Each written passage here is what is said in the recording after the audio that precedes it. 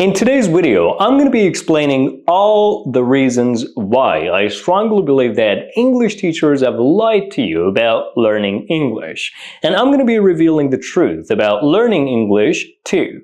So make sure you watch this video to the very end to find out about the lies that English teachers have told you and also learn the best way to practice English to improve your English speaking skills. So watch this video to the very end. Well, the first reason why I believe English teachers have lied to you, in other words, the first lie that English teachers have told you is that you will never be able to speak English well if you don't learn grammar. Or focusing on English grammar without focusing on other things. I think focusing a student's attention only on grammar is one of the worst lies that English teachers have told you, that if you don't learn English grammar, you will never be able to speak English well. When was the last time that you saw a native speaker learn English, a native kid, an American, Australian, Canadian kid, trying to learn English by focusing all their attention only on grammar? They don't even learn grammar. They learn grammar as they grow up. They learn grammar as they communicate with others. So they learn English grammar somehow organically or automatically without focusing all their attention only on specific grammar, like complicated grammar rules. Some English teachers always tell their students that you gotta learn complicated English grammar rules to be able to speak at an advanced level, like the future perfect progressive tense, the past perfect progressive tense, all these complicated grammatical rules. No native speaker in the world learns English by focusing all their attention, by focusing all their energy on just learning English grammar. It has to happen automatically by focusing on learning sentences. Native speakers learn English by learning sentences and putting those sentences together in the form of dialogues, in the form of conversations, and in the form of longer and more continuous speech or conversations. So rather than learn English grammar all the time or focus your attention only on English grammar, try to practice English by making sentences, by putting those sentences together, by trying to make sentences. I mean, when you learn English by reading sentences or in the form of making and reading sentences, then that way the English that you're learning can stick in your mind longer. It can stay in your memory much longer than just, the time when you have to focus all your attention on grammar. I'm not against learning English grammar. I'm not trying to say that learning English grammar is a big mistake, but learning English grammar can facilitate learning English for you, especially when you're an adult, and can help you up to a certain degree, up to, let's say, a certain point to some extent, but not to a great extent. The lie number 2 that English teachers have told you is that memorizing lists of words, advanced and complicated words, can help you learn English. That is a big lie. Why should you learn words that you will never get the chance to use in real English conversations? Why should you learn phrases, or why should you learn, let's say, 2,000, 5,000, 10,000 English words that you never use, you never hear native speakers use in real English conversations?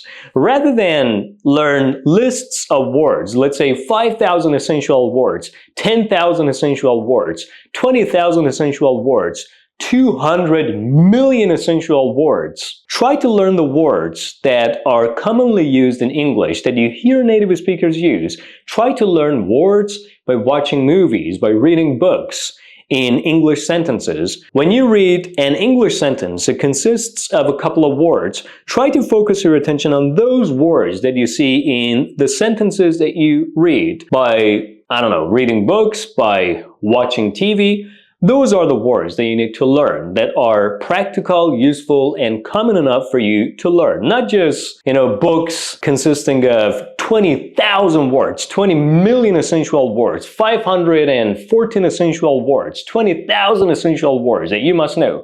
All those words are not the things that can truly shake the foundation of your English speaking skills. They're just words that are good to know, but not essential to know and learn. So always keep in mind that the priority goes to words that are commonly used, not the words that are good to know. The words that are essential to know, because they're so common, they're so everyday and practical that you gotta know them, and you hear native speakers use them all the time. The lie number 3 that English teachers have told you is that you cannot improve your English speaking skills if you do not speak English with a native speaker, or if you do not practice English with a native partner. Not everyone has access to native partners, and even native speakers themselves are not speaking English all the time with native speakers. They may have colleagues from other countries. The native kids, American, Australian, Canadian, the British kids might be studying at international schools where they are surrounded by other kids from other countries. I think the idea that you can only improve your English only and only when you practice it with native speakers is completely wrong. If you think that way, you're completely on the wrong track. You're completely on the wrong track. So what should you exactly do? Rather than look for native speakers to talk to communicate with, to practice your English speaking skills with, try to copy these sentences and words used by native speakers in videos, in movies. Watch movies, watch videos on YouTube, on TV, on the internet, and try to take advantage of the shadowing technique, which is the technique that enables you to copy native speakers, to copy everything they say. So when you watch a movie in English, try to pause the video that you're watching sentence by sentence. When a native speaker in the video says something, says a sentence, says a word, pause the video, look at the word, and try to analyze the word, the sentence. And if you feel confused, if you don't understand these sentences, if you don't understand the words used in the sentence, or you might come across an English idiom or an expression that you may not be able to know the meaning of, all you need to do is take advantage of ChatGPT, copy the sentence, the word, the expression, whatever it is that you don't understand and you feel confused about, and paste it on ChatGPT and ask ChatGPT to explain this sentence, this expression, this phrase to you. That way, you can simplify learning English, and at the same time, you're learning English from a native speaker, but not a real person right around you, right next to you, but a native speaker in a video or on YouTube, on TV that you're trying to copy, that you're trying to learn English from in the native way. The lie number 4 that English teachers have told you is that reading books and watching movies, doing these 2 things in English is enough, is more than enough to improve your English. That is the biggest lie that you can ever tell someone. Why? Because reading books is not enough. Watching movies is not enough. They're very useful, they're very constructive when it comes to improving your English. They can go a long way towards helping you improve your English, but they're not enough. In addition to watching movies and reading books, you also need to practice dialogues. You also need to practice English grammar, not just by focusing all your attention on English grammar, but by practicing English grammar in addition to learning words, in addition to practicing sentences, in addition to making sentences, in addition to taking advantage of the shadowing technique. You got to do all these things together. So the process of your learning English must be a combination of all techniques, must be a combination of different things that you're doing at the same time. So focusing on each and every single one of these things alone without paying attention to the other things, the other techniques is a big mistake. You shouldn't focus all your attention only on one of these things. You got to focus your attention on all of them at the same time. You got to prioritize which one is the most important one to do. Then you got to pay enough attention to each and every single one of the techniques that I've explained to you up to this point. So watching videos alone is not enough. Reading books alone is not enough. You gotta read books, you gotta watch movies, you gotta also practice English grammar, you gotta also, listen to people speaking in videos, in movies, on YouTube, Instagram, on any platform that there are native speakers making videos.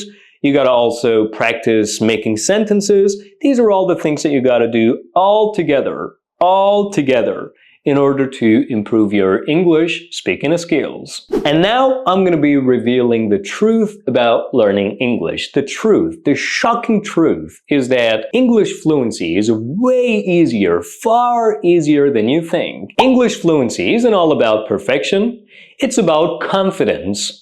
When you speak English confidently, despite the grammatical mistakes you might be making, despite the wrong words that you might be using, despite all the funny things that you might be saying that may make no sense, as long as you speak English confidently, you're speaking English fluently.